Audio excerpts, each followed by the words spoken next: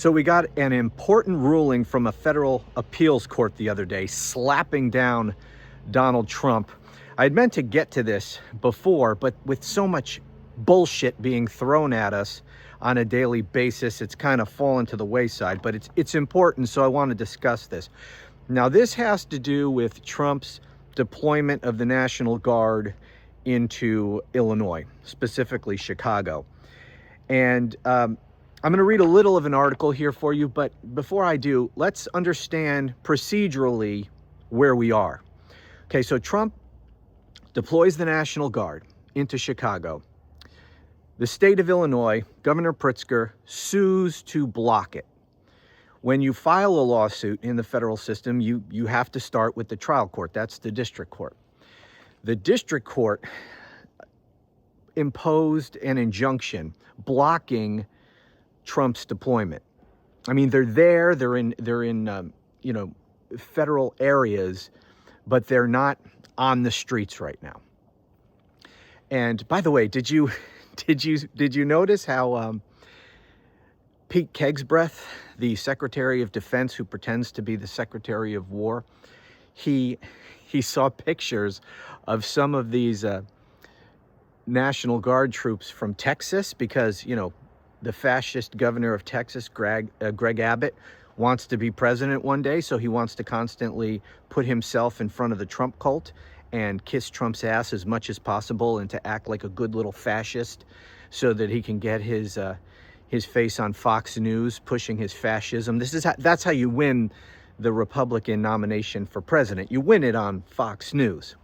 You don't win it out on the campaign trail, which is good news for Greg Abbott for obvious reasons. You can just win it by sitting inside a studio talking on Fox News. Anyway, so he wanted to get in on the action, so he says, you know what, I want to also invade Illinois, so we're going to allow you, Donald Trump, to take our Texas National Guard and send them in to Chicago against a fellow governor's wishes. Anyway, a lot of these guys show up, and let's just say they're not in the best of shape. They're looking rather chunky. Doesn't look like many of them have driven past a McDonald's without stopping. And so our phony Secretary of War saw that, and he made a big deal a couple weeks ago lecturing the generals about fat generals, and we're going to have all these fitness standards. So he sees these chunky Texas National Guardsmen unloading, and he said, to hell with that, get your fat asses back to Texas. So he sends them home. Oh, the humiliation. Anyway, so Trump and Abbott, they send these National Guard into Chicago. Illinois sues to block, and the district court puts in a temporary injunction, while the case is proceeding. It takes quite a while for the trial court actually to handle the case and adjudicate the lawsuit brought by Illinois. So in the meantime, while the case is proceeding in the district court, the judge put an injunction against the federal government from actually deploying the National Guard onto the streets of Chicago. So Trump sues on that emergency, on that injunction, asking the appeals court to lift the injunction and to allow Donald Trump to deploy the National Guard onto the streets of Chicago while the case is proceeding in the district court. And so we got a ruling from the appellate court on Donald Trump's appeal of the temporary injunction. Okay, so that's where we are. Now let me read a little of this article. This is from 2 days ago. As I am recording right now, it is Saturday, October 19th. When I'm done with this, I'm headed out to the No Kings rally because fuck Trump. Anyway, let me read a little of this. This article is from ABC News. A federal appeals court panel has denied a request from the Trump administration to lift a lower court's order blocking the president from deploying National Guard troops in Illinois. The three-judge panel on the Seventh Circuit Court of Appeals said the Trump administration's decision to deploy National Guard troops was, quote, likely a violation of the 10th Amendment, which reserves certain powers to the states. And by the way, let me stop right there. I've been saying from the beginning, since before Trump even took office in January, that the only real power we have to push against Donald Trump's authoritarianism is in the states, because Democrats have no power in Washington, other than the power to maybe block something through the filibuster, which, by the way, Republicans can set aside at any time, including right now in the shutdown debate.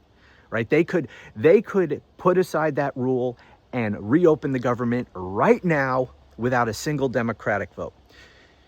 Anyway, Democrats have no power in Washington. The only place they have any power is in some of these states. And the states have a great deal of authority to push back against the federal government, because the federal government is supposed to be a government of limited enumerated authority under the Constitution. And if the Constitution doesn't specifically give a power to the federal government, then the federal government does not have that power, and it is retained by the states or by the people. That's the 10th Amendment. And it's you know, conservatives used to constantly talk about the 10th Amendment. But there really aren't any conservatives anymore inside the Republican Party. They're fascists. They don't care about federalism anymore. They don't care about the rights of the states under the 10th Amendment. They want fascism. They want top-down authoritarianism from the President of the United States, even unchecked by any other branches of the federal government. They want a dictatorship. Anyway, let me continue with this. It also found that the Trump administration was unlikely to succeed in proving that there is a rebellion against the authority of the U.S. government, or that the president is unable to execute the law with regular forces.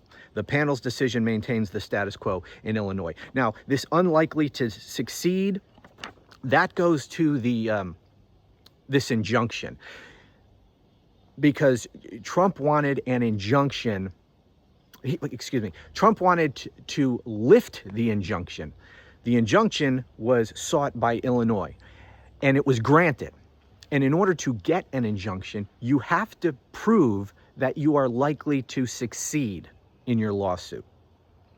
And that's what the courts found here. They found, you know what, looking at this, without having decided the case finally on the merits yet, it looks like the plaintiff here, Illinois, is likely to win this lawsuit. And because there would be harm if we do not impose this injunction, we're going to impose it. And so Trump is saying that's bullshit. They're not likely to win. And the appeals court said, yeah, they are. Yeah, Illinois is probably going to win here. So they found that. They also said that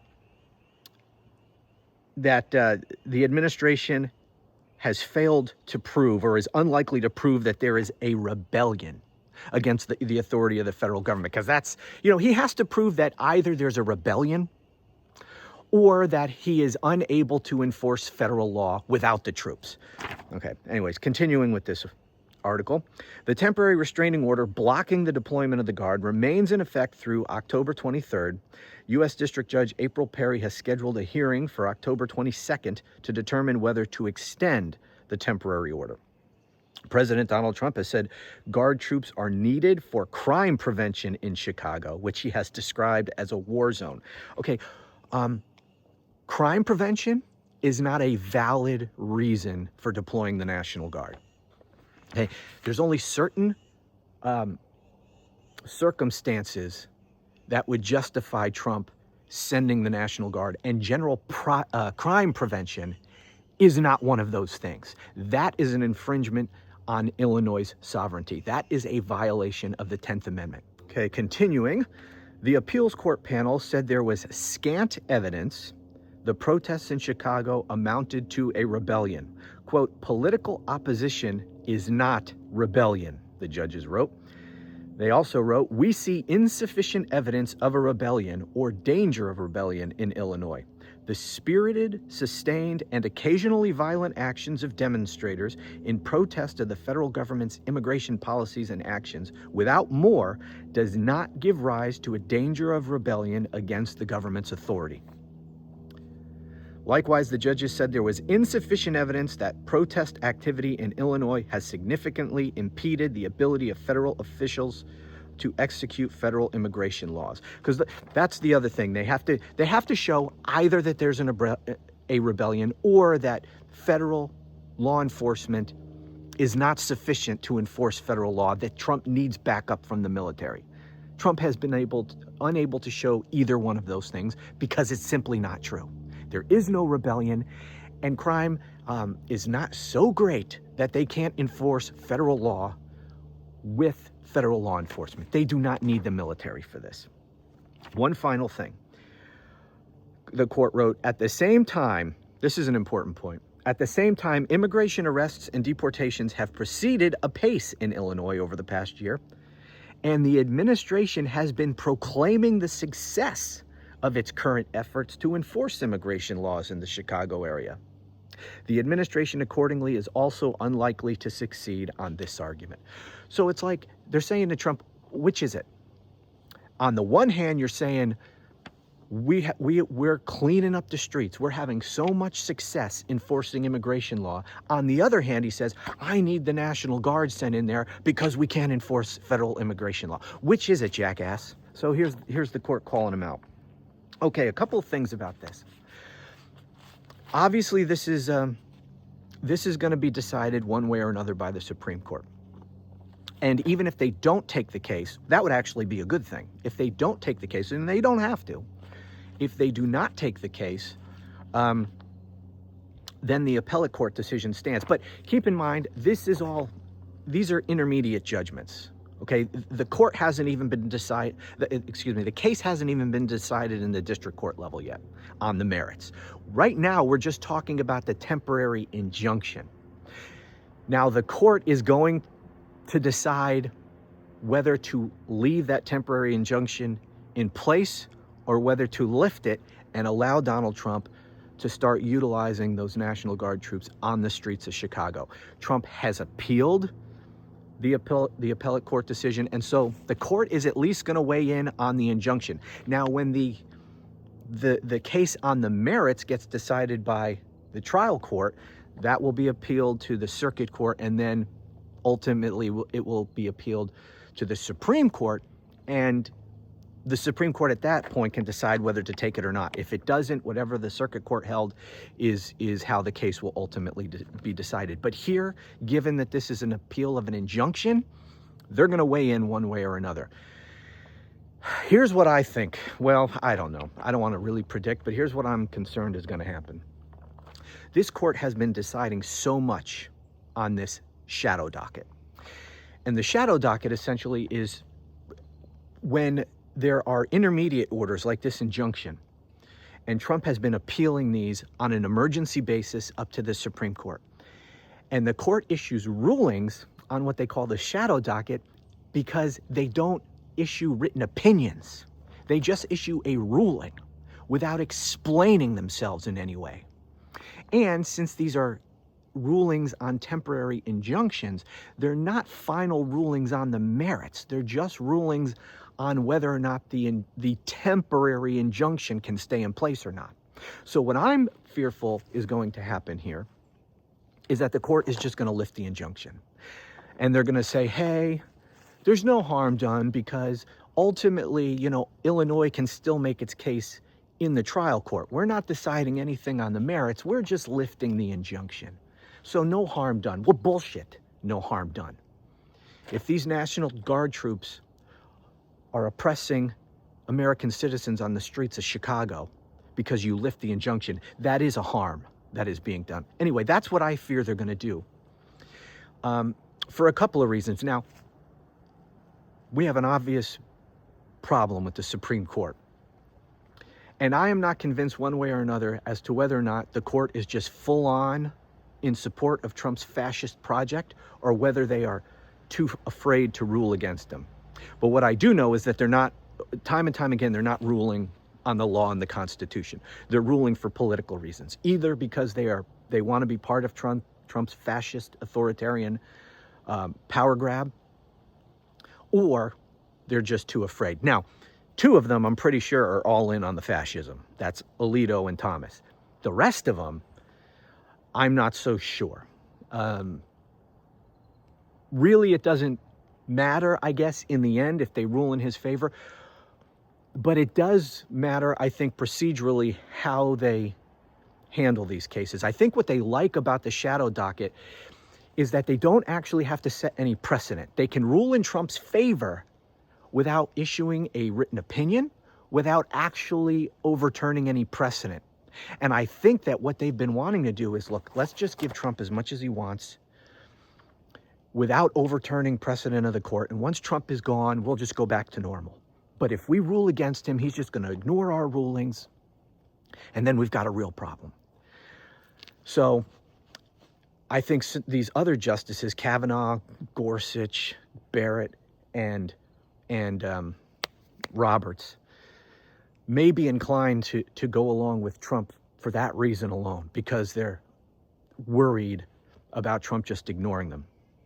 And in this particular case, right now, Trump is not relying on the Insurrection Act to send these troops in.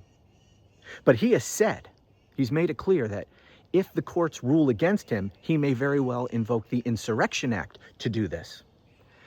And so that adds another layer into the Supreme Court's potential thinking on this.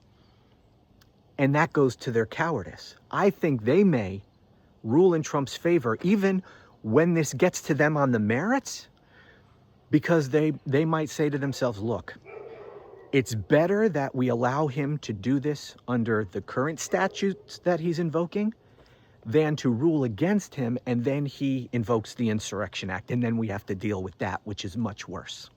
So I don't know. That's just speculation at this point. The court's friggin' awful, so I don't have a lot of hope for this court, but Trump's use of the military in violation of the state's wishes, in violation of the 10th Amendment, is so egregious that they really would have to be just completely violating their oaths and ignoring the Constitution to ultimately rule in Trump's favor on all of this. Doesn't mean they won't do it, but that's how clear-cut this issue is. And but you know, it really makes a big difference how they rule, because Trump is full on trying to destroy this republic. Sorry about my dogs barking in the distance there. Trying to destroy this republic and replace it with dictatorship. And while the court, even if they rule the right way, cannot enforce their order, it would be much better for the court to say that what Trump is doing is illegal. He's still probably going to do it anyway, but it's better to have the Supreme Court say that it's illegal. And so that it's clear to the whole country that what he's doing is illegal and in violation of the Supreme Court's order. Better that for then the Supreme Court to say, oh yeah, what Trump is doing is perfectly legal. This authoritarian takeover is perfectly legal. He's not violating the Constitution. Because it puts us in a more difficult position trying to argue against all of this if the Supreme Court just said it's all legal. Anyway, I hope all that made sense. Anyways, I got to get going. No kings. Fuck Trump. Talk to you again soon.